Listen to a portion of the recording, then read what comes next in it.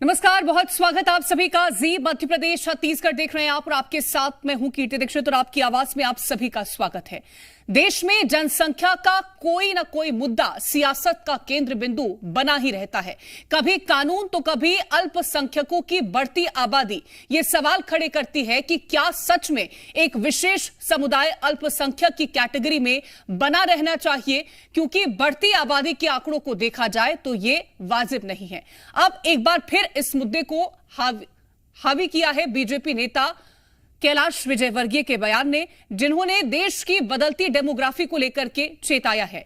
कैलाश विजयवर्गीय एक पूर्व सैन्य अफसर का हवाला देते नजर आए और देश में गृह युद्ध होने की आशंका जताई है। लेकिन यह बयान किस हद तक सही है?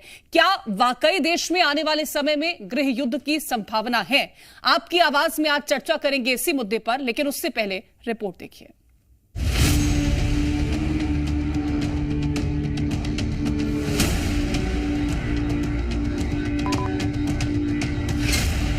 जिस प्रकार की हमारे देश के अंदर डेमोग्राफी बदल रही है, हमें इसके ऊपर विचार करना है। डेमोग्राफी चेंज हो ही रहा। अगर किसी को नहीं दिखाई देता है, वोट के लिए अंधे हो जाते हैं।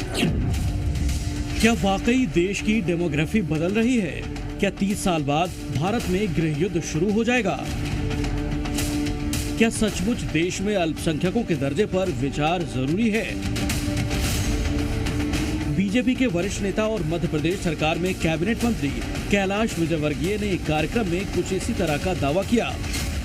मिलिट्री के रिटायर ऑफिसर, वो काफी सामाजिक काम में, उन्होंने कहा 30 साल बाद इस देश के अंदर गृह युद्ध प्रारंभ हो जाएगा।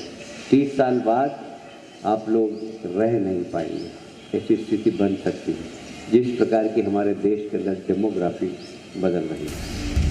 कैलाश विजयवर्गीय अकेले नेता नहीं हैं जो देश की डेमोग्राफी को लेकर सवाल उठा रहे हैं। केंद्रीय मंत्री गिरिराज सिंह ने भी ये बता दिया कि ऐसे दलों की कमी नहीं है जो बदलती डेमोग्राफी पर आंखें मूंद बैठे हैं। तो ये गृह युद्ध का तो तैयारी है ही। डेमोग्राफी चेंज हो ही रहा।